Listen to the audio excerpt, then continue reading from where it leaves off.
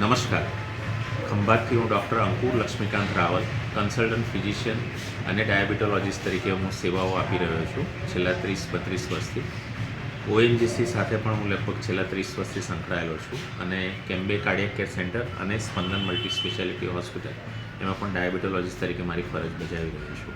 આજે વિશ્વ ડાયાબિટીસ દિવસ છે અને માટે હું તમારા માધ્યમ મારફતે હું મારા પેશન્ટ્સ માટે અને પેશન્ટના કેર ગીવર્સ માટે એક મહત્ત્વનો સંદેશો હું આપવા માગું છું. આ વખતે વિશ્વ આરોગ્ય સંસ્થાએ ડાયાબિટીસ દિવસ નિમિત્તેની જે થીમ નક્કી કરી છે, let us make India CaReMe capital to CaReMe care capital of the world. ગુજરાતીમાં કહું, કેરમી એટલે શું? Care, CA means cardiac. ડાયાબિટીસના દર્દીઓને સાથે હાર્ટની તકલીફ થતી હોય છે. RE means renal. ડાયાબિટીસના દર્દીઓને કિડનીની પણ તકલીફ હોય છે.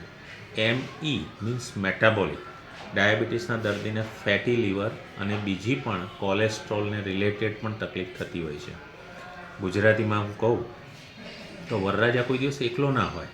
વરરાજાની સાથે જાનૈયા હોય જ. વરરાજા એટલે ડાયાબિટીસ. ડાયાબિટીસ કોઈ દિવસ એકલો ના આવે.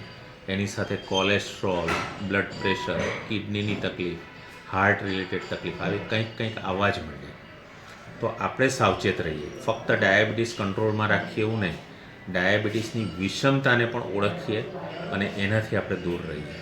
આપણે શું કરવું જોઈએ? આપણા કન્સલ્ટન્ટ ફિઝિશિયનને મળી અને હાર્ટ રિલેટેડ ઇકોકાર્ડિયોગ્રાફી આપણે કરાવીએ, જેમાં જો ઇજેક્શન ફ્રેક્શન ઓછો હોય તો હાર્ટ ફેલિયરની શરૂઆત થઈ ચૂકી છે એવું સમજવાનું.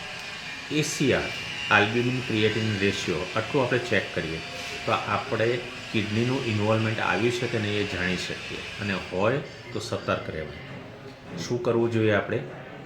જે વિશ્વ આરોગ્ય સંસ્થાએ કીધું છે એ પ્રમાણે ખોરાકમાં નિયંત્રણ, કાર્બોહાઈડ્રેટવાળી વસ્તુ, કેલરીવાળી વસ્તુ, ફાસ્ટ ફૂડ, આવું બધું આપણે ઓછું લઈએ.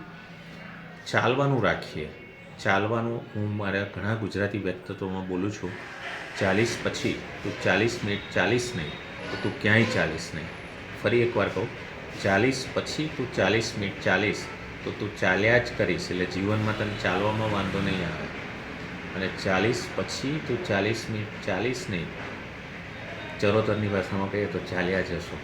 હા, એટલે ચાલવાનું એટલું મહત્ત્વનું છે. ચાલવા સિવાય તમે દોડવાનું કરી શકો. નાની ઉંમરના ભાઈ બહેનોને ખાસ કહું, દોડવાનું રાખી શકો, સાયકલિંગ કરી શકો, સ્વિમિંગ કરી શકો. એ સિવાય યોગા, એરોબિક્સ એ પણ સારું. આપણે વ્યસનને ના પાડીએ, તમાકુ નહીં, આલ્કોહોલ નહીં અને ડ્રગ્સ તો જરાય નહીં. એટલે આ ટાઈપની કોઈ પણ વ્યસનથી આપણે મુક્ત રહીએ તો આપણે આપણા આવનારી ભાવિને પણ આપણે વિશ્વાસપૂર્વક કહી શકશું કે મારા પિતાજી, મારા દાદા ક્યારેય કોઈ વ્યસની નહોતા, એવું આપણે ચોક્કસ કહી શકશું. એટલેથી હું અટકતો નથી. એક વન્ડરફુલ દવા આવી છે, ડાપાગ્લિફોઝિન.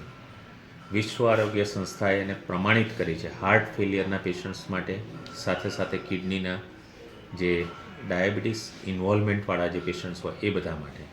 તો આપણા ડાયાબિટીસની સારવાર તો આપણે ચાલુ જ રાખીએ, સાથે સાથે આપણે કન્સલ્ટન્ટ ફિઝિશિયનના અને આપણા જે ડૉક્ટરની સલાહ પ્રમાણે ડાપાગ્લિફોઝિન ઉમેરીશું તો આપણા જ ડાયાબિટીસના પેશન્ટ્સમાં આવી વિષમતા આવવાના ચાન્સીસ ખૂબ ઓછા રહેશે. ધન્યવાદ આપ સૌને. નમસ્કાર.